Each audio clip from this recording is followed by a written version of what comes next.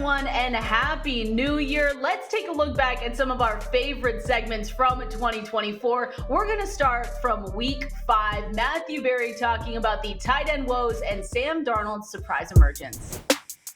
Kendall, Valenzuela, Adam Ronis with you on this Thursday. We've got Thursday Night Football. We've got Week 5 coming up. And who better to preview the week than the one and only Matthew Berry joining us right now. Matthew, how's it going? Kendall, it's going very well. I don't know if you're familiar with this, but the Washington Commanders are in first place in the NFC East. They're 3-1 and quarterbacked by future Super Bowl champion, future Hall of Famer Jaden Daniels. Life is good from where I sit. How are you? We're good. We're future MVP. That's what I've seen this week in the articles. It's been great for you. And so that's why I'm excited too, because you can see all of your rankings. They're live right now at NBCsports.com. Love hate article is coming out here in a little bit. But the only thing, Matthew, that's making me not, just not good is the tight ends. So I need to know, is this the week that we can tell people bench Mark Andrews and bench Kyle Pitts and just move on with your life? Yeah. I mean, I think you can safely drop those guys. I mean, real talk. Adam, if either one of those guys, if Kyle Pitts or Mark Andrews were on your waiver wire in a normal size premium, not like 14, 15 teams, but you're like the normal 12-team league, and they're on your waiver wire.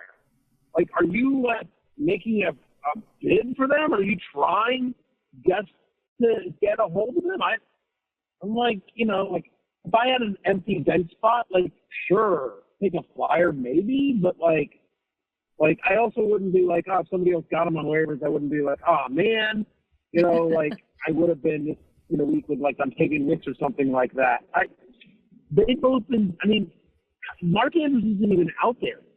I think in the last 2 weeks he's run less than 20 routes combined.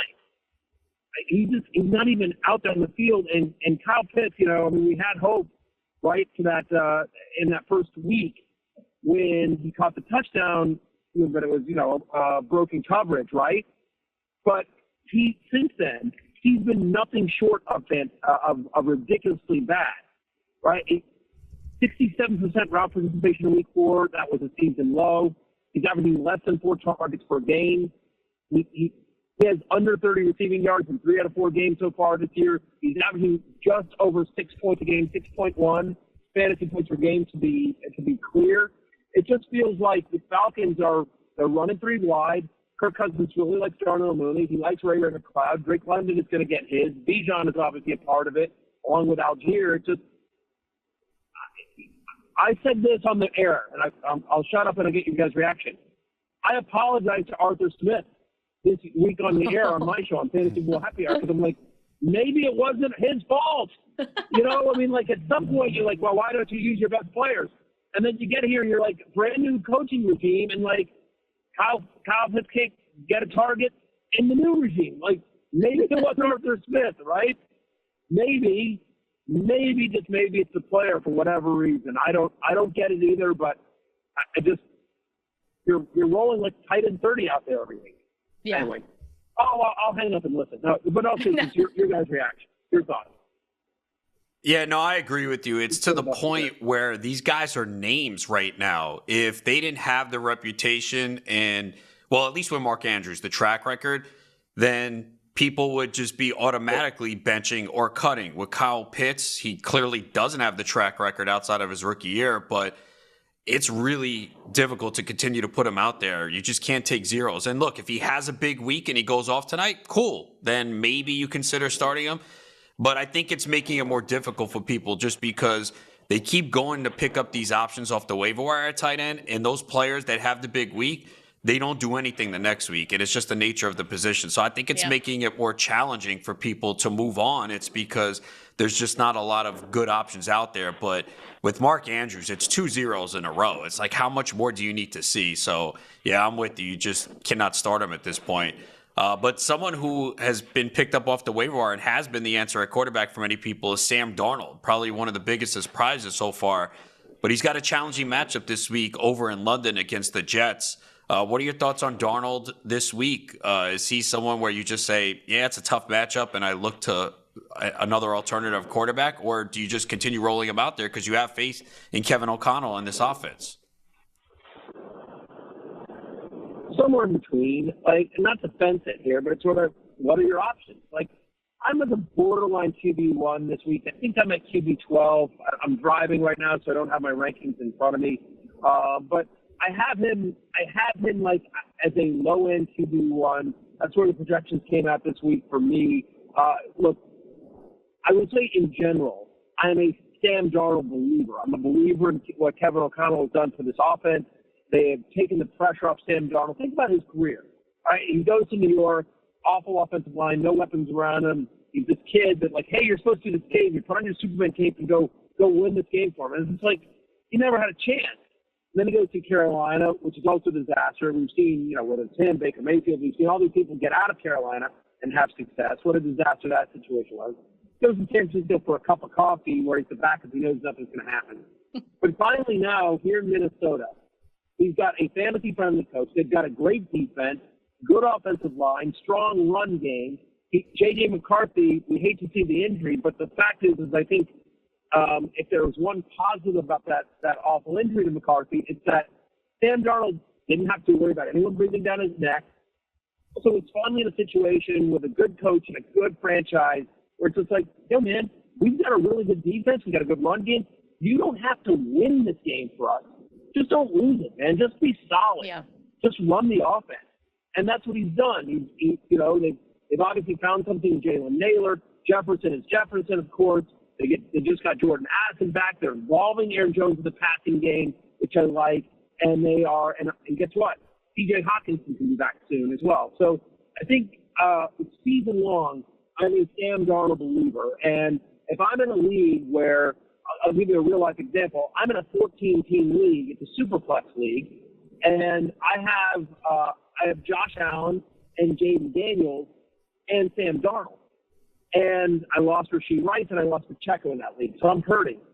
And I am this week I have put any of my quarterbacks out on the waiver wire on the trade block to see what I can get. Because I'm like, I probably won't get as much for Darnold as I will for the other two guys. And I'm okay with that. I think Darnold's good enough to be an every week starter in fantasy, especially in a Superflex. And I'll be able to replenish, some of the losses that I had with the bounty I'll get from either Allen or Daniels.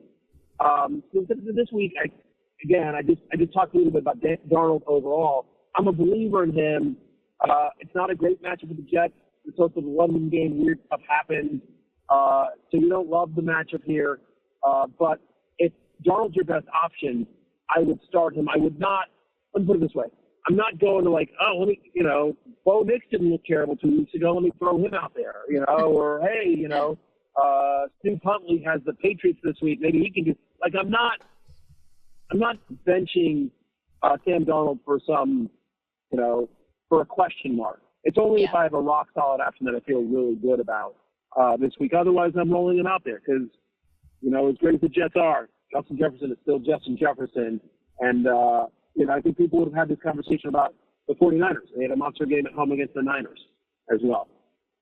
Talking with Matthew Berry again, his rankings are live at NBCSports.com. His love hate article is coming out here in a little bit as well. I want to know, Matthew, the Jacksonville Jaguars, you've got Trevor Lawrence, QB 13 going up against the Colts. And then when you kind of continue to scroll down, I mean, you've got two of their wide receivers in Brian Thomas and Christian Kirk inside your top 30 for wide receivers. Do you like them this week? I do. They all made the love list. Well, Kirk didn't make the love list, but I do think it's a nice matchup.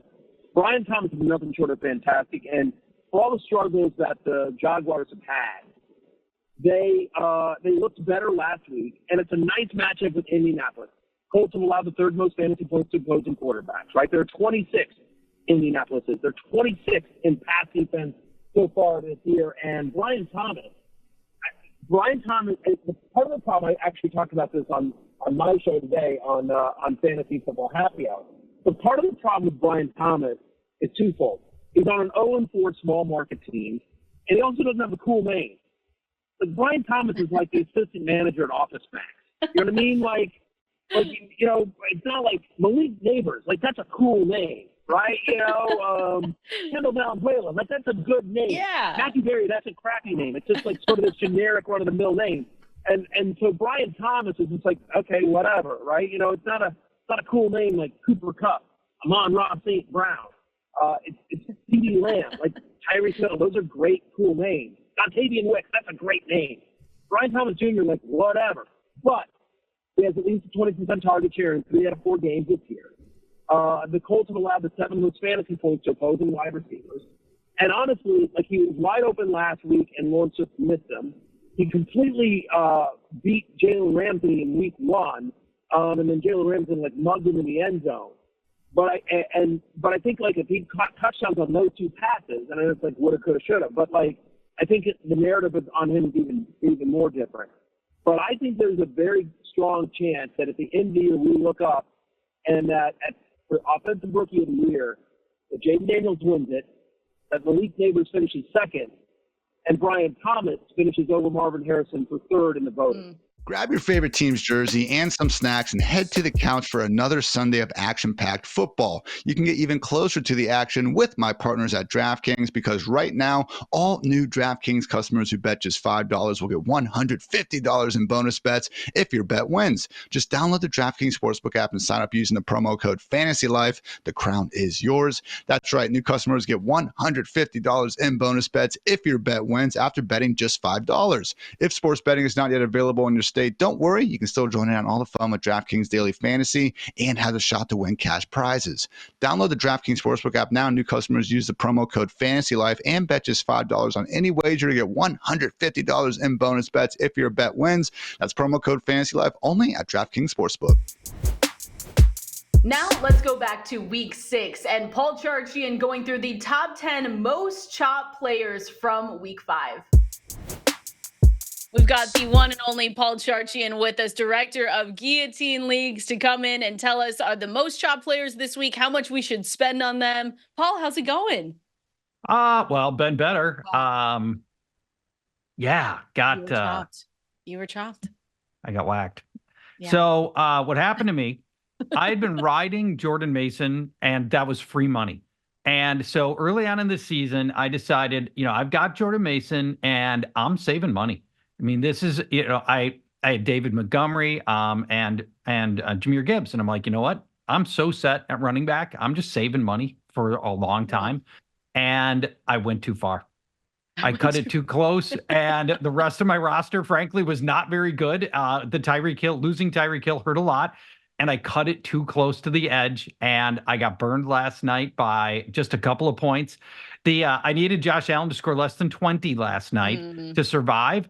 And if you remember the first drive, it was Ray Davis down to the 1, and then they went with quarterback sneak, got it in for the touchdown. I'm like, oh no. But then there was a penalty, and they backed them up 10 yards. Ray Davis down to the 1, and then Josh Allen got in again. And I'm like, you know what? Tough. Not my day. Not my day. But we're excited, though, because we will go through, and I'm excited to be bidding on some of your players that are now going to be on the good team. It's a good team. Who doesn't want David Montgomery? Who doesn't want Jahmyr Gibbs? Who doesn't want Jordan Mason? It's a good team. I'm excited for that one. It's a good team. We just get to pick it apart now. I'm sorry. You do. Pick the carcass of my squad. Kendall, you control the board as you try to identify the 10 most chopped players. I'm looking for you to get 3 of the top 10 most chopped players from this week. Okay. And Adam, if she falters, you get to jump in and just get one right, and you get to win this week's game. It's Family Feud style. Kendall, I'm looking at the top 10 most chopped players. Give me a name. Let me go with James Cook, because I was one that was in a pretty tough spot where it didn't pick anyone up. So I'm curious if he was one of them. Ding, ding, ding. He was one of them. 6th most chopped player, James Cook. That news came down that he wasn't going to play on Saturday, but I think some people just didn't pick up on it enough, or maybe Davis and Johnson were already on rosters or something. So yeah, James Cook, 6th most chopped player. Give me another one. Let's go. This one I don't know, but he hurt me, so I want to go with the quarterback, and I want to go with Kyler Murray. Kyler Murray, number 12, so just outside of our top 10, but you were very, very close, and he did hurt a lot of people. He did. That's a reoccurring storyline with Kyler Murray, by the way. No kidding. Adam, all you have to do is you now take control of the board. You just have to get one right. It's Family Feud style rules. Adam, You've got 9 of the 10 available. Who among them is the most chopped players for this week? Marvin Harrison Jr. Number 1, Marvin Harrison. There we go. Chopped in 18% of leagues. We'll talk a little bit more about him in just a minute as we go through the 5 most chopped players. Number 5, and then you guys, for Kendall and Adam, tell me how much you would bid for these players if they're available in your Guillotine League. Zach Moss chopped in 15.3% of leagues. That is a ton. Nagging injuries and then that fumble. Yeah. Once he fumbled, he never saw the field again. Now, fortunately, Chase Brown didn't do much with the opportunity, which makes me think that they'll go back to a timeshare, but we don't know for sure. What are you thinking about Zach Moss' upcoming schedules at Cleveland, then Philadelphia, and then Las Vegas? I think I would go 4%. 3% for me. $30 and $40 respectively. I'm a little higher because I do think they're going to go back to being a split here. Maybe this is like just his nadir. Maybe we could buy Moss at a big steep discount right now, but he has seen declining yards in 4 straight games. You're convincing me that maybe I'm a little high. My recommended bid amount 30 is 3.5%, $35. Okay. All right, so we were right between where you guys were. Yeah. Number 4, most chopped player, Chris Olave. The early injury, you can see this one coming. The Thursday night game seems like there's no chance, right, to come back from the concussion that quickly. Ironically or coincidentally, I'm not sure which is more applicable here. Patrick Surtain probably misses this game as well, and it would have been like the one time your number 1 could go up against Denver and you could feel good about starting him, but that's not going to be the case here for Olave. Hopefully back the week after that at the Chargers the week after that, and then at Carolina, looming 3 games from now. Last week's median price on Chris Olave, this is before the injury, was $101. Wow. You'll be paying less than that, I'm sure. Adam, what would you pay? Yeah, I'm just not that interested just because, I'm more worried about this week and the likelihood is he's not going to play. And then Spencer Rattler's still at quarterback. And we saw, it was the first quarter where he got hit, so we don't know. He came out and said, I'm going to target Olave a lot. But I'm still only going to go like 2%. I feel like there'll be better options, and I'm more worried about the immediate future. And as we've seen with concussions with Malik Neighbors, it's not guaranteed. It's 1 week. And I think Olave, they said, has 3 or 4 documented concussions now. That's a bad sign. Wow. Bad sign. Yep. Yeah, I was going to go kind of in the same. I was going to stick with 3% for Olave. Yep, 2% here, $20 out of 1,000 for me. Yeah. So we're all in the same ballpark. Feels like dangerous times for Chris Olave right now. The third most chopped player, Philadelphia tight end Dallas Goedert, as 16.5% chop rate. Upcoming schedule is the Giants, then Cincinnati. Last week's median price on Goddard pre-injury was $60, but we don't know his status. He suffered a hamstring injury, and they ruled him out fast. That worries me. So don't know what his availability was going to be. And then Grant Calcaterra showing up in the box score. Wow, with a big game replacing him. What, if anything, are you putting up on Dallas Goedert? Let's start with Kendall. Zero. Okay. I'm not interested. I was going to say 1%, maybe 1%. Yeah, I was at 1% as well. Yes. I can't see it here. I love that he came into this week with strong games, but also those strong games were when A.J. Brown and Devonta Smith were out. And so I'm really not confident of where the tight end fits in the Philadelphia game plan here with everybody healthy. The second most chopped player, Dallas quarterback Dak Prescott, chopped in 18% of leagues. His upcoming schedule is a bye this week and then at San Francisco. That doesn't feel very promising. What are you doing with Dak Prescott? We'll start with Kendall this time. I don't know. They've got the bye this week, so if you have him and you get him, you can't necessarily play him right away. But I know some people are in tough situations. I was one of them where you just don't bid enough on some quarterbacks, and then you are stuck with some that you don't necessarily love. So I'd go 5%. Adam? Yeah, I agree. 5%. A lot depends too on your quarterback situation. If you have a good quarterback, a lot of times I'm noticing now, especially with more teams getting eliminated, there's going to be decent quarterbacks on waivers where you don't have to worry about the bye. So I would go 3 to 4%. He's not playing this week. The good news is the next 2 games are on the road. So they'll win. Dak is done embarrassing Jerry Jones at home, maybe. I love that angle. And Adam, you hit it right on the head. So now with 12 weeks left in the season, there's a lot more than 12 good quarterbacks in the NFL. Every week when teams get chopped, they're getting chopped with good quarterbacks. You can find quarterback help easy. We're at that stage now. Put in $1 crisp on Dak Prescott, and that is it, because I think I can find more and better help every week the rest of the way. Interesting. And our most chopped player, Adam already talked this through, Marvin Harrison. 18.5% chop rate, obviously bowed out early of the game, but frankly, this is not his first, this is his third appearance on this list of our top 10 most chopped players. This has been a recurring problem for him. Status for this week unknown. Upcoming games are hosting Chargers and then at Miami. What are you doing with Marvin Harrison? This one is thorny. Adam, what would you bid here? Yeah, likelihood is, based on what we've seen with the concussions, he's probably not playing this week. So that's definitely a downgrade for me. So I'm going to go 3%. I was going to say the same thing, because it's what, Paul, we've talked about it too. It's been so up and down. It's not a consistent player that you can say, oh, he's going to give me fantasy points every single week. That's right. Marvin Harrison, you get some of this with rookies. This is sign up, kind of what you sign up for, but we had thought that maybe he would be more bulletproof like Malik Neighbors was prior to his concussion, but the utilization has been low. How many good quarters have we had out of Marvin Harrison this year? Like 3? Yeah, I was going to say 4. Yeah. He had that first quarter where he scored 2 touchdowns. Yeah. Right. And other than that, it's been awfully dry for Marvin Harrison. I'm nervous about him. I think I'm going to let somebody else roll the dice on Marvin Harrison, and I'll wait for Marvin Harrison to appear on this list again later in the season when he is a more seasoned rookie. And we'll talk about picking up Marvin Harrison maybe in Thanksgiving. That sounds about right. I'm going to go $15, 1.5% on Marvin Harrison. That's it.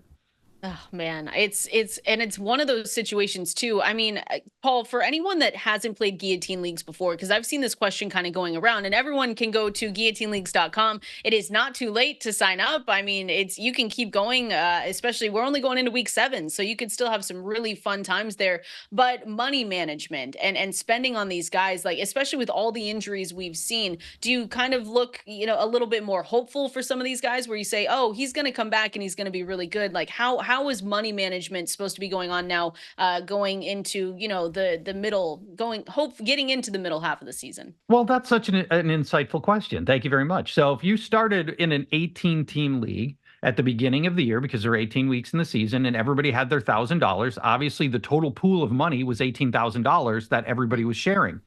But now with 12 teams left, and let's say the average out there is about $600 per team, that $18,000 is now down to $7,200 in total spending for the league.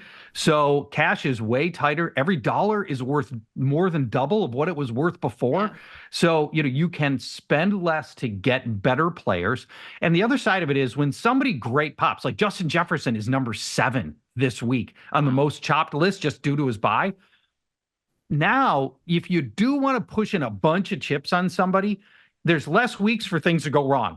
Justin Jefferson is past his bye, right? There are fewer things that can go wrong and derail his season now in week 7 than there was in week 1. And so if you do make a big move on a player, like $250 for Justin Jefferson, it might cost you more, $300. There's fewer things that can go wrong. And so it's safer money spent. Great question, Kendall. Yeah, no, it gets so interesting when you get and we're only going into week 7. Like I can't imagine what we're going to be talking about when it's week 12, week 13, That's right. And you've got all these amazing players, but then you're like, oh, I have, $112 left going into it. Like that'll be nuts. I'm excited for that. For that. Even if you score, always stay hungry. No matter how hard you football, it's easy to Sunday. Now we're going to go over to Thanksgiving and Matthew Berry giving his preview for the Thanksgiving Day games. Appreciate everyone hanging out with us on this Wednesday before Thanksgiving, and we are talking with the one and only Matthew Berry. His love-hate article is out live now, NBCSports.com, so are his rankings as well. Matthew, welcome in. How you doing? I'm good, Kendall. How are you? You know, it's the Thanksgiving week is always tough because it's a shortened week. Normally, Love Hate comes out on Thursday, but obviously we've got football tomorrow. It's a vacation day, so I had to truncate a lot of stuff, the stuff that I do Monday, Tuesday, Wednesday, into just Monday and Tuesday this week, which stunk, if I'm being honest with you. It was brutal. But now that it's all done, as you mentioned, Love Hate is out. My rankings are up. I'm going to talk with you guys, and then I'm free for a little while. So, yeah, life's good. I'm on the other side. I can see light. There we go. And you get to eat a ton of good food tomorrow. You get to be with your family. So we've got the vibes are immaculate, Matthew, and we've got great things coming. And of course, everyone can go and check out FantasyLife.com. We've got Thanksgiving Day prop sheets, all the great articles for you to get ready for those games tomorrow. My first question for you, and this has kind of been developing as we've been on the air today, but it looks like, I see a report from ESPN right here that it's a long shot that Tommy DeVito is going to actually be able to play against the Cowboys tomorrow. So that would put Drew Lock in line to start. I'm just curious what your overall expectations would be, especially for people that have Malik Neighbors and just saying, hey, is this kind of an upgrade for him if we get Drew Lock, or what your expectations are for this one if he goes? I don't know that my expectations change, or I don't think what I'm doing changes at all, right? You're going to start Malik Neighbors no matter what. I think you're probably starting Wan'Dale Robinson and Tyrone Tracy no matter what, unless you're in a shallow league. Having said that, for sure, this is an upgrade. The reason Tommy DeVito started last week over Drew Lock has nothing to do with talent or the ability for them. It's just because of the contract escalators that are in Drew Lock's contract, or candidly that were in Daniel Jones's contract. They didn't want to risk injury with Daniel Jones. They don't want playing time escalators in Drew Lock. But at some point, you do have to field an NFL team. And if Tommy DeVito can't go, and that's the way it's trending right now, then Drew Lock will be at the center. He's a better quarterback than Tommy DeVito. He just is. He's a little erratic, but he will move the ball. I love the over. It's currently at 37. Give me the over in this game. I think both offenses will move the ball effectively in this one. So I like the over in this game. But more importantly, I think Malik Neighbors has a nice game here, not only with the upgraded quarterback, but just, a little squeaky wheel gets the grease. He calls out Dayball to the media, and Dayball's response is like, yeah, he's right. Basically. Yeah. So for those of you, listen, by the way, Malik Neighbors to catch a reception on the first drive is plus money.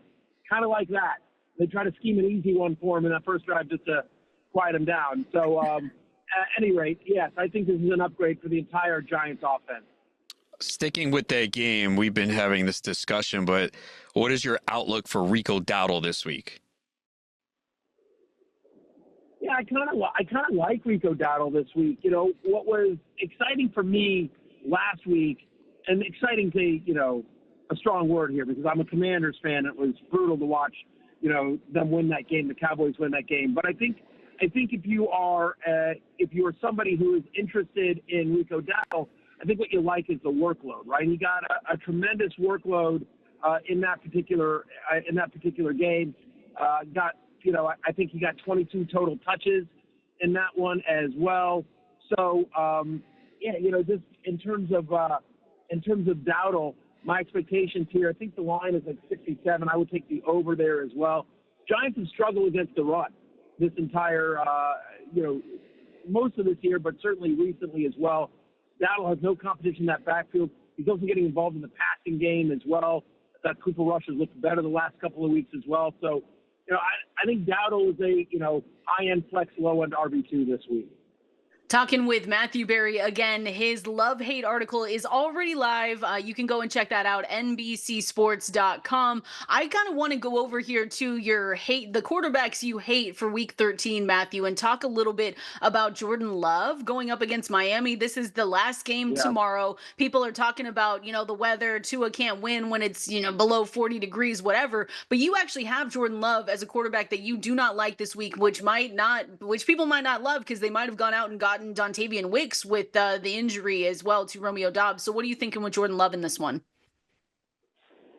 Well, just because, Jordan Love is on the hate list, which means I don't like his matchup this week, doesn't mean that Dontavian Wicks can't be viable this week, especially with the increased target share, given we don't expect Doubs to play in the Thursday night game. But I have Jordan Love outside my top 20 this week, guys. First off, they've been running the ball a lot, right? Over the past month, the Packers are top 3 in the NFL in terms of overall rush rate and red zone rush rate. They're running a ton, and they're running especially when they're getting close. It's not a great matchup with Miami. 3 quarterbacks, literally only 3 quarterbacks this entire year have scored even 17 fantasy points against the Dolphins. They allow the 4th fewest yards per pass attempt. And, oh, by the way, in 2 of the last 3 games, Jordan Love has been under 15 fantasy points. So it's not like he's been red hot and suddenly he's running into this defense. I feel like both teams will want to run the ball. I like the under in this game. It's 48 right now. I think both teams try to run the ball in at Lambeau as well. So just don't see a high-flying game for the Packers. I especially think, just in terms of a game script, I think Mike McDaniel has heard all the narrative about Tua can't win in the cold, he can't win on the road, in late November, December, January. And so the expectation here is that they're going to want to run the ball. Packers are 19th against the 19th against the run over the last 4 weeks, but they're a top 5 pass defense. So I think they try to run with Devon Achane and the rest of the running backs there, try to take the Lambeau crowd out of it. And so I just think there's going to be a slow pace of play, which is why I like the under in this game, but I also don't think Jordan Love has a big game because I don't think he gets into kind of shootout territory here. Bucky Irving had a season-high 18 touches last week, more involved in the passing game, too, with 6 receptions. Great matchup this week. So do you see it continuing this week, and how do you value him the rest of the year? Yeah, he's very quietly been a top 20 running back 5 of the past 6 weeks, with at least 15 fantasy points in those games as well. This is the first game, this past game that you're referencing, Adam, this is the first game all year in which both Rachaad White and Bucky Irving were healthy, and Irving played more snaps. Todd Bowles is a veterans coach, and I think all of us sort of watched the preseason and said, Bucky Irving's a better running back. It's not a matter of if, it's a matter of when he takes this backfield over. And I think that's happened here. Rachaad White's still going to be available, still going to be involved. Sean Tucker's annoyingly going to get, a handful of carries, including some goal line work. But this is Bucky Irving's backfield, and given the matchup with Carolina, you can't ask for better than that as well. It's worth noting that over the last 4 weeks, only one team in the NFL has given more rushing yards per game than the Carolina Panthers, and so Bucky Irving, I feel like out of the bye, Mike Evans healthy. Cade Otton has established himself. This is the offense they want to run. Godwin's gone for the year, and so I just think Bucky Irving is, yes, it's a committee, but he's the lead of that committee, and he's going to be, because he's involved in all 3 downs.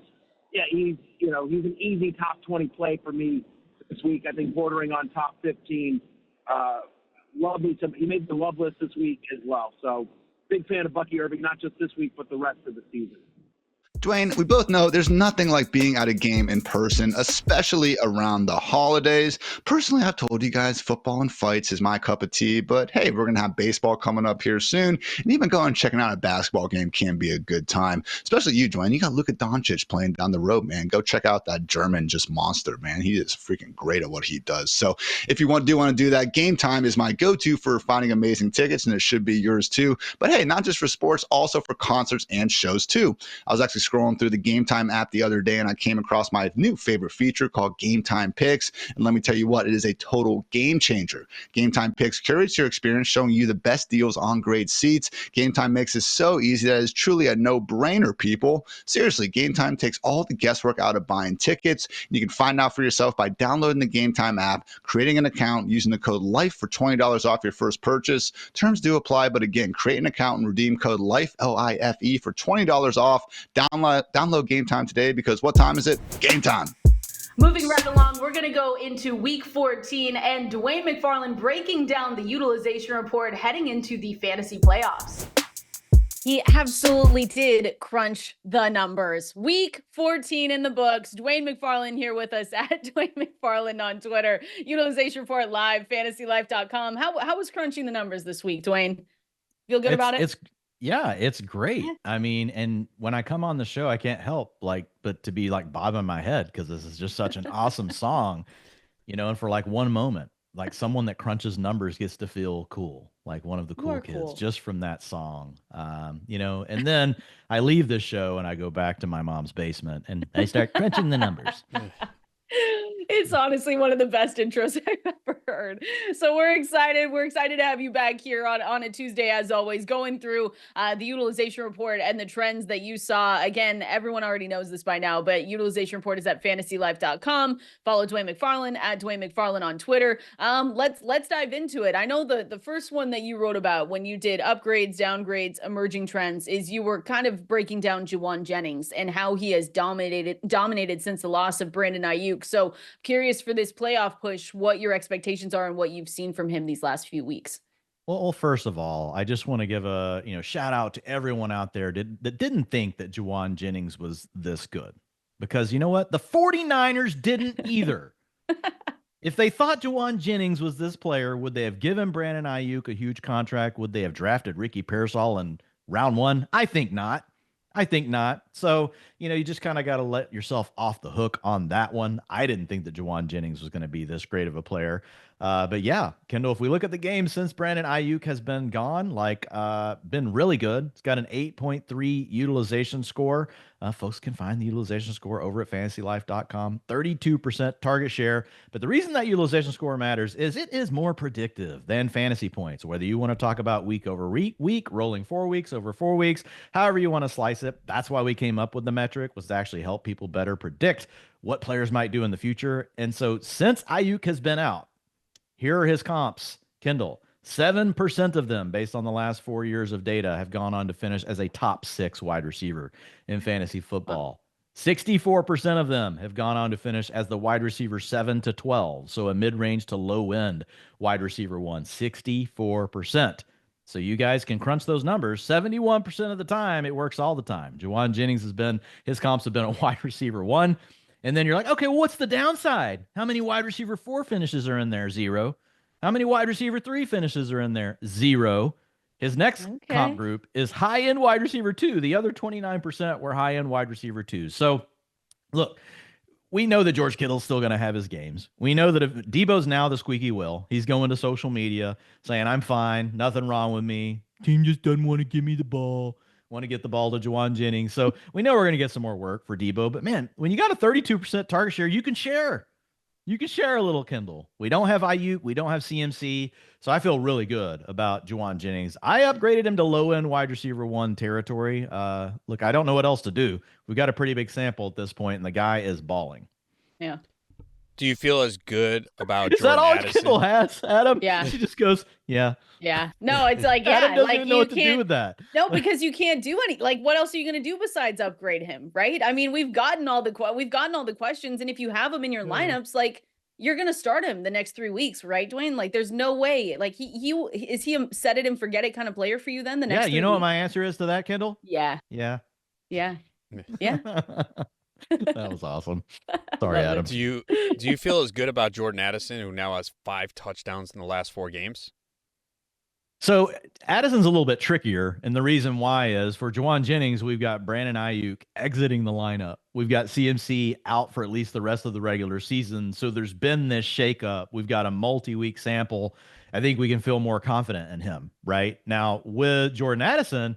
Like, I think the thing you've got to sell yourself on, if you think this is going to continue, is that you think that he is suddenly like hit his stride. And at basically year and a half in the league is hitting his breakout, which is very possible. You know, we see these young wide receivers. It can take a little bit of time. It sometimes is, you know, it used to be year 3 breakouts. Now it feels like it's year 1 and 2 because, you know, they throw the ball so much in college at him. So you know this, but I do think there's a chance that Addison has just completely hit his stride. I will say he is a guy. I'm usually crunching the numbers and I'm very loyal to the numbers, but Addison was a guy that even when his target shares and stuff were low, when I would flip on the film and I try to get eyes on these players, especially guys I thought might have been better or guys that I didn't think were as good and now they're outperforming, I watch those players a lot. And Jordan Addison, man, every time I would watch, I was like, this dude's getting open. This guy has this cornerback completely baffled. But Justin Jefferson's out there. So, I mean, the first read a lot of times is going to go to Justin Jefferson. So I could just tell Addison was a good player. And now it feels like Sam Darnold also knows that Jordan Addison is a good player. So I will say his film has looked good, like all the way back, well, college. But it looked good last year, looked really good this year. And now all of these targets are coming. And to your point, you know, Adam has absolutely been dominant over the last 4 games. He has a 9.4 utilization score over the last 4 weeks. Utilization score works on a scale of 0.0 to 10.0. So he's very high up there. A 9.4 is a great score, averaging 23.5 fantasy points per game, 29% target share, 42% of the air yards. Those lead the team over the last 4 games. So he is a little bit trickier, though, to project the rest of the year because you can't throw out the early season stuff because Justin Jefferson is still on this planet. TJ Hawkinson is getting healthier. So really this comes down to Sam Darnold. Can Sam Darnold continue to ball out at such a high level? If he can support multiple weapons, and Jordan Addison can be one of those. But if Sam Darnold is going to have some of these games like we saw early in the year where he's good, he's efficient, but we're not getting these, 300-yard outings. It's more like we're getting 230 to 240 yards. Well, that's going to make it tough. Somebody's going to have to be the odd man out each week, and sometimes that could be Jordan Addison. So having said all that, like when I put it together, it's kind of hard to come up with like what's a perfect way to manage this, but you can't ignore his utilization score for the year, which is a 6.8. So I upgraded him to high-end wide receiver 3, but he certainly has high-end wide receiver 2 upside if this is truly his breakout. But I have to say, like, this is a big step forward for Addison. Just a month ago, he was a boom bust wide receiver 4. So essentially, like, he was just like, put him in your lineup at your own risk. We feel a lot better about him as a wide receiver 3 now. Potential wide receiver that maybe we could still feel as good about. I don't know if we're pushing aside Jordan Addison or Juwan Jennings, but maybe it's Adam Thielen. I mean, again, in the year 2024, I can't believe we're talking like that about Adam Thielen coming into the playoffs. But do you think we can trust him? I'm hooked on a Thielen. Yeah, come on, Kendall. Adam Thielen, like he did so this funny last year with Bryce Young for the first 8 games, and then he tanked. So, I mean, let's throw that part out of the window. But look, here's the thing. Like when I look at the Panthers, Kendall, I heard you guys talking about the unfortunate injury to Jonathan Brooks and Chuba Hubbard, and I totally agree with where you guys are on Chuba the rest of the way. Like the Panthers, they're not giving up. Their team's not playing very well, but they're still a young team that I think, Dave Canales has not lost them. They're playing for Bryce Young. I mean, they've covered the spread against the Eagles, the Bucks. Who was the other team? The Chiefs. Like they're covering spreads against these really good teams and keeping the games close. So, I mean, as long as they're going to play competitive, Adam Thielen, what he's done over these last 2 fully healthy games, I threw out the first game he was back because he played more of a limited role, didn't get as many routes. But look, he's got a 9.5 utilization score, 21.6 fantasy points, 30% target share. And the other thing is he's getting further down the field than last year. Last year, the guy only had, despite all those big games early in the year, Adam Thielen got over 100 air yards only 3 times. He's already done that both times in the last 2 weeks in a full-time role. The only caveat I would say around Adam Thielen, Kendall, is Jalen Coker's been out, and Jalen Coker was playing the Adam Thielen role before Adam Thielen returned. Okay, so there is this chance that they turn that kind of into a platoon, and if that happened, that would be really bad for Thielen. But man, I feel like Bryce Young is playing his best football of the year, and Adam Thielen's a big part of it. Why would you want to change that? If the most important thing is seeing your quarterback continue to develop, I think Adam Thielen needs to be on the field. But listen to these comps, Kendall. So I waited. The way I set this up is I used his utilization score last year with Bryce Young, gave that 75% of the weight. And then I gave his last 2 games 25% of the weight because Bryce Young is pushing the ball down the field more this year. Here are his comps. 35% of the time they posted a wide receiver 1 finish. Like 1 out of 3 times. Look, I wouldn't have said that if I didn't have the utilization score, like to actually be able to give me this kind of information, which is why we created the utilization score. Like I would have never thought that. So like there's a high end upside here for Adam Thielen. And when you think about it, like he did it last year for the first 8 games of the year. That's not a small sample. He was a wide receiver 1 and he's doing it right now. He's healthy. 55% of his comps finished as a wide receiver 2. So only 10% were wide receiver 3. None of them were wide receiver 4s. So look, it's a small sample, 2 games, but again, 75% of the weight I'm giving to last year, the whole season of Adam Thielen with, Bryce Young. So I feel good about Adam Thielen. Ian called me a coward this morning on the Fantasy Life show. I said Adam Thielen upgrades to wide receiver 3 after I said all those numbers. And he's like, dude, all those numbers just told us Adam Thielen's a wide receiver 2. Why are you such a coward? And it was a good question by Ian. I mean, you can just say league winner. I don't know why you're not saying that on the air right now. Adam Thielen, league winner from Dwain McFarland. Go ahead. Matchups look good. I mean, you're getting the Cowboys who are healthier at cornerback, but let's be honest, it's the Cowboys. The Cowboys just find innovative ways to do stupid things every single week. So you're not really that worried about that. You get a matchup against the Cardinals, like that's a neutral one. And then in your championship game, unless you're playing week 18 championships, in your championship game in week 17, you get the Bucs, who he just torched. I think there is a chance that Adam Thielen and Chuba Hubbard are key pieces to screenshots that we are getting at the end of the year of folks that came on at the end to win their fantasy league. I know we didn't think that about the Panthers like a month ago, but that's where we are today.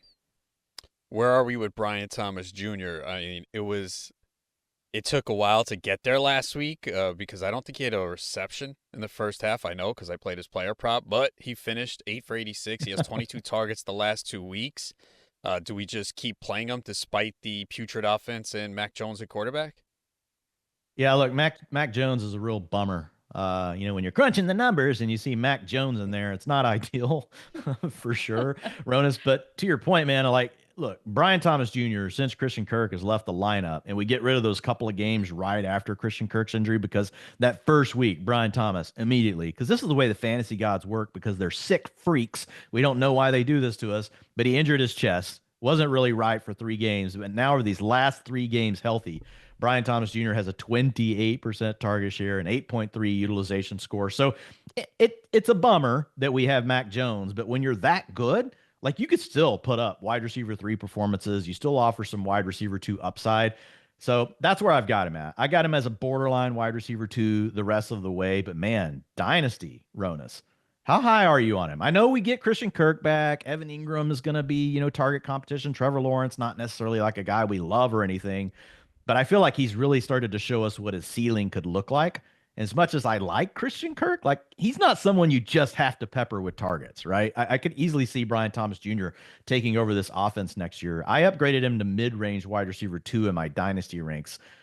How do you feel about that, Mr. Ronis? Oh, yeah, definitely. I mean, I think you can even make a case high wide receiver 2. I mean, I guess it does come down to the offense and the quarterback, but yes, I mean, the talent is if there. You use his last 3 games healthy, right? Now, again, we know you're going to get Christian Kirk back, who's going to be some target competition. But if you use the utilization score for wide receivers is very predictive year over year, right? Is again better than fantasy points. But wide receiver 1 to 12 finishes. Again, we're using a small sample. The last 3 games were for Brian Thomas as a guy with less players around him. 55% of the time they were wide receiver 1s. So I kind of middled it between what he's done for the year with Christian Kirk and the other guys involved and what we've seen in these last 3 games. But I do think this is a glimpse of what the upside could be. Dwain, we appreciate you crunching the numbers with us today. You have to go follow Dwain McFarland at Dwain McFarland on Twitter, and then the utilization report at FantasyLife.com. And we get to see you next Tuesday. Appreciate it. In this week's State of the Team, brought to you by New Era, the official cap of the NFL, let's talk about the Houston Texans. I think everyone in their entire family watched the Texans lose to the Ravens on Christmas Day. The score was 31-2. Yeah, 2 points. But let's talk about the number 2. This is CJ Stroud's second year in the NFL, and he was drafted 102 in the 2023 draft behind Bryce Young. The Texans have 2 of their star wide receivers on IR in Stephon Diggs and Tank Dell. It's been over 2 months since CJ Stroud has thrown 300 passing yards in a single game, and it's been 2 games since Nico Collins has caught a touchdown. Is it really a sophomore slump? Is it really the second year blues? Let's see if the Texans can turn things around when they play the Titans in the new year and hopefully look like a new team. Fantasy football is life, but it's never too early, right, to get you ready for some mock drafts going into the 2025 season. We are so excited to have the one and only Thor Nystrom with us. Dropped his first mock draft of the season. You can find that at FantasyLife.com, so make sure you go and check that out. All articles 100% free. Thor, how you doing today? How's it going? I'm doing great, Kendall. Thanks for having me. Oh my God, of course, anytime. So let's go through it here because you've got some pretty good things going on in this mock draft. I think I'm going to keep it chalky, and then we'll get into the weeds here. But I did want to just talk about, the first quarterback that you have going off the board is Sanders, their quarterback from Colorado. We've seen him posting on social media about the Las Vegas Raiders. He's in town, all this stuff, whatever it is. But that's kind of where you have Las Vegas at number 1, and them taking a quarterback in Sanders at that spot. Yeah, that's right. First of all, I think Shedeur Sanders is the best quarterback in this incoming class, so I think this makes sense. But then, like you mentioned, it seems like the Sanders family is trying to funnel Shedeur and potentially Shiloh as well to Las Vegas. At a recent event that Deion Sanders and Antonio Pierce were both at, and they both had the microphones on, Deion Sanders jokingly, I'm using air quotes there, told Antonio Pierce that he needed to draft the Sanders boys. So, and then there's some smoke going around about Cam Ward and the Giants at 2, and could Shannon Dawson, the offensive coordinator from Miami, follow him and be the next offensive coordinator of the Giants as well. So I think it makes a lot of sense. So the Giants, you have them taking Cam Ward at 2. Is he the answer for them, and how much has his stock improved compared to last year? Yeah, I think he would be the answer for him. And the answer to the second question is precipitously. If he had entered the draft last year, Cam Ward would have been 4th, 5th, 6th round pick, somewhere in that region. But this year, your ADOT goes up by a couple yards. Your yards per attempt goes up by a couple yards. Your big time throw rate spikes. And then while you do that, you cut the turnover worthy play rate. So the sort of disparate skills that we had seen from Cam Ward in the past and the flashes, they all sort of coalesce this year. And what that leaves you with is, it's a top 5 overall prospect in the NFL draft. Thank you so much for joining us in 2024, and congratulations to everyone that won a championship this season. We're going to be on Sirius XM throughout the offseason in 2025, so make sure you check us out.